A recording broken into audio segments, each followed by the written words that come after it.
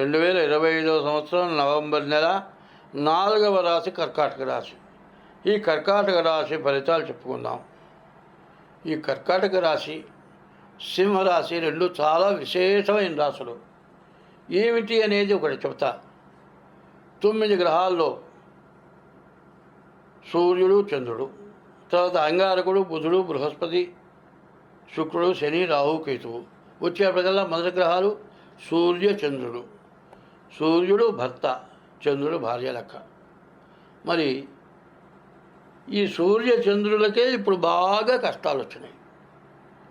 మరి మొన్న మార్చి 30 వరకు కర్కాటక రాశికి అష్టమంలో శని ఉన్నాడు, ప్రాణకంటకుడు.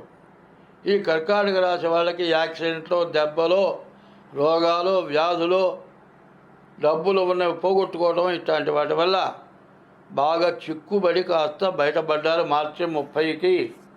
ఈ మార్చి 30 నుంచి అష్టమం నుంచి శని నవమానికి వచ్చాడు, కానీ శని వక్రించాడు. ఈ శని వక్రించడం చేత ఈ రాశి వాళ్ళకి పూర్తిగా ఏమీ బాగా లేదు అని చెప్పాలి. ఎందుకంటే ఈ కర్కాటక రాశి చాలా విశేషమైన రాశి. మానవ జన్మలు 7 జన్మలు ఇచ్చాడు. ఈ 7 జన్మల్లో ఒక జన్మకి మేడ మెట్లెక్కినట్లు మంచి చేసుకుంటూ పైకి వెళ్ళేటువంటి రాశి ఈ కర్కాటక రాశి. ఈ కర్కాటక రాశికి కష్టాలు కలుగుతున్నాయి. కష్టాలు ఎట్లా కలుగుతున్నాయంటే పూర్వజన్మలో కానీ ఈ జన్మలో కానీ మీరు చేసినటువంటి దుష్ఫలితాల వల్ల మీకు బాధలు ఎక్కువైనాయి. ఈ బాధల నుంచి పోవాలంటే దైవబలం కావాలి. ఈ దైవబలంతో పాటు ఇప్పుడు కూడా సుఖం వచ్చినప్పుడు ఎంత ఆనందంగా ఉన్నామో, కష్టం వచ్చినప్పుడు బాధపడకుండా మనస్సు నిలకడ చేసుకోవాల్సిన అవసరం ఈ కర్కాటక రాశికి ఉంది. ఈ కర్కాటక రాశికి ఎట్టి పరిస్థితుల్లో కూడా చాలా కష్టం.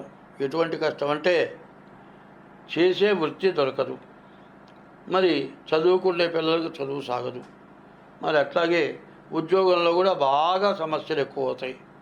చదువు సాగదు, ఉద్యోగంలో సమస్య. ఇది మానేద్దాం, చదువుకునే పిల్లలు చదువు మానేసేద్దాం అనుకుంటారు.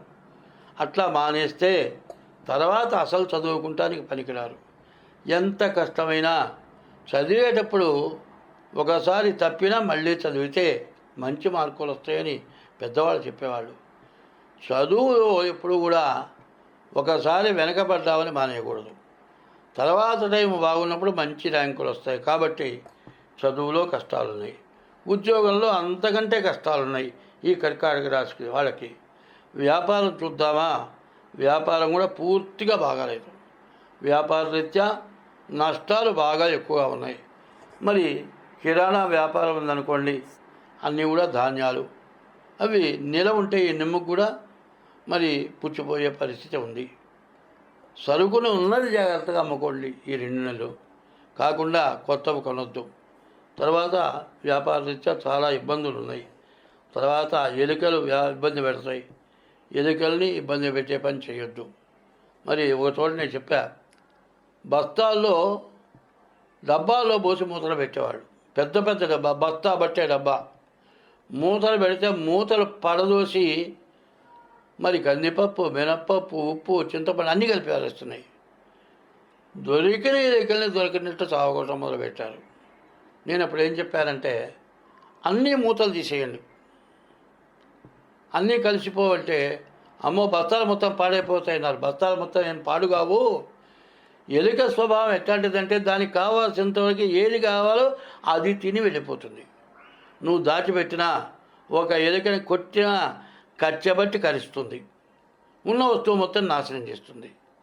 ఎలుక వినాయకుడి యొక్క వాహనం. దాని జోలికి పోతే పూర్తిగా నష్టపడతాం. అందువల్ల దాని జోలికి వ్యాపారస్తులు పోగొట్టడం మంచిది కాదు. వ్యాపారస్తులకు కూడా బాగా కష్టమైన పరిస్థితి. తర్వాత రియల్ ఎస్టేట్ కూడా పూర్తిగా ఇప్పుడు దెబ్బతినుంది. దాదాపుగా చెప్పాలంటే 2 నెలల వరకు పూర్తిగా రియల్ ఎస్టేట్ పరిస్థితి బాగాలేదు. అందరి దగ్గర ఆర్థిక పరిస్థితి కూడా బాగా ఇబ్బందిగా ఉంది. స్టాక్ మార్కెట్ వ్యాపారాల్లో కూడా దాదాపు ఏప్రిల్ నెల వరకు కూడా చాలా జాగ్రత్తగా ఉండాలి. ఉన్న వాటిని జాగ్రత్తగా చేసుకోవటమే కానీ కొత్త కంపెనీలు పెట్టుబడి పెడితే వస్తాయని, లేకపోతే మరి రియల్ ఎస్టేట్లో ప్లాట్లు వేస్తున్నారు. ప్లాట్ల వాళ్ళకి కొంతమంది పెట్టుబడి పెడితే వడ్డీ ఇస్తామనేది కూడా ఆఖరికి మరి రియల్ ఎస్టేట్ అంటే ప్లాట్ కొనే వాళ్ళు లేరుగా, మరి వాళ్ళ డబ్బులు రావుగా, నీవు వడ్డీకి ఇస్తే నీకేమన్నా వస్తాయా? అట్లా కూడా రాని పరిస్థితి ఉంది. విదేశాలకు వెళ్ళేవాళ్ళు కూడా చాలా జాగ్రత్తగా ఉండాలి. ఈ కర్కాటక రాశి పరిస్థితి పూర్తిగా బాగా లేదు. విదేశాల్లో కూడా సమస్య. వ్యవసాయదారులు మాత్రం 2 నెలలు ఆగిన తర్వాత మరి జాగ్రత్త వ్యవసాయం చేసుకుంటే మంచిది. ఈ వ్యవసాయంలో వచ్చేటప్పటికల్లా సరిగ్గా చెప్పాలంటే నల్ల ధాన్యం బాగా పండుతుంది, ఎర్ర ధాన్యం బాగా పండుతుంది. ఈ నల్ల ధాన్యానికి ఎర్ర ధాన్యానికి ఇబ్బంది లేకుండా పండుతుంది. రసవస్తువులు అంటే వెండి కావచ్చు, రాగి కావచ్చు, ఇట్లాంటివి కానీ మరి జాతి రాళ్ళు, భూమిలో దొరికేటువంటి రత్నాలు దొరకటానికి బంగారపు గనులకు కూడా చాలా బాగా ఉన్నది. కాబట్టి ఈ రాశి వాళ్ళు అటువంటి వ్యాపారాలు చేసుకుంటే బాగా కలిసి వచ్చే లక్షణాలు ఉన్నాయి. కాబట్టి మరి ఈ రాశి వాళ్ళల్లో సరిగ్గా చెప్పాలంటే ఏమీ బాగాలేదు. ఇది దైవే బలే దుర్బలే అన్నారు. దైవబలం కావాలి వీళ్ళకి. ఈ దైవబలం కావాలి అంటే ప్రతిరోజు నీ ఇష్టదైవాన్ని 2 గంటల సేపు స్మరణ చేయండి. తల్లిదండ్రులకు అన్నం పెట్టండి. భార్య ఇంటికి లక్ష్మి, భార్యని ఇంట్లో ఇబ్బంది పెట్టద్దు. మరి భార్యకి అత్తకి తగాదాలు వచ్చినాయంటే ఇద్దరిని సంరక్షించుకొని అందరినీ కూడా సక్రమంగా చూసుకునే బాధ్యత భర్త మీద ఉంటుంది. వృద్ధాశ్రమాలకు పంపించడం కాదు, జాగ్రత్తగా వాళ్ళని సంరక్షణ చేసుకుంటేనే ఈ కర్కాటక రాశి వాళ్ళు ముందుకు వెళ్ళటానికి అవకాశం ఉంది. మీ డేట్ ఆఫ్ బర్త్ ద్వారా తప్పనిసరిగా జాతకం చూపించుకొని మీ జాతకాలు చూపించుకుంటే ఎంతైనా మంచిది. ప్రకృతి పురుషుడు, ఈ ప్రకృతిని కాపాడేవాడు, ప్రకృతిని రక్షించేవాడు, పాపం వల్ల ప్రకృతి ద్వారా మనల్ని శిక్షించేవాడు యఃకర్త, మనల్ని అందరినీ రక్షిస్తున్నటువంటి కర్త, జగతాం భర్త, జగత్తు మొత్తాన్ని పోషిస్తున్నాడు, మనందరినీ సంరక్షిస్తున్నాడు. మరి అందరికీ ఏది కావాలో అన్నీ సమకూర్చి పెడుతున్నాడు. నిధి, ఆ నిధి ఎట్లా ఉంటుంది అంటే మనం ఏదైనా కొద్దిగా కావాలి, ఇంట్లో సరుకులు తెచ్చిపెట్టుకున్నాం, 2 నెలలు అయిపోయేటప్పటికల్లా ఏమవుతుంది? పుచ్చిపోతాయి. కానీ మనకు సంవత్సరం పొడుగుతా కావాల్సినంత ఇస్తున్నటువంటి సంహర్త, సంరక్షణ చేసేటువంటి వాడు మహసాం నిధి, ప్రపంచం మొత్తానికి, ప్రపంచ దేశాలన్నిటికీ కనపడేవాడు మహసాం నిధి. అటువంటి నిధి అయినటువంటి సూర్య భగవానుడు అన్ని మతాలకు, అందరికీ దేవుడు. ఆయన కనపడకపోతే ఒక్క సెకండు మనం జీవించలేము. అటువంటి సంరక్షకుడు సూర్య భగవానుడు. ఆ సూర్య భగవానుడు తండ్రి అయితే భూదేవత ఉన్నది, ఆ భూదేవత తల్లి. ఈ భూదేవత నుంచి తల్లి ఎప్పుడు కూడా బిడ్డకి అన్నం పెడతారా నాన్న, అన్నం పెడుతుంది. తిన్నానమ్మంటే 2 ముద్దలు తినాలంట నా చేతి మీదుగా అంటుంది.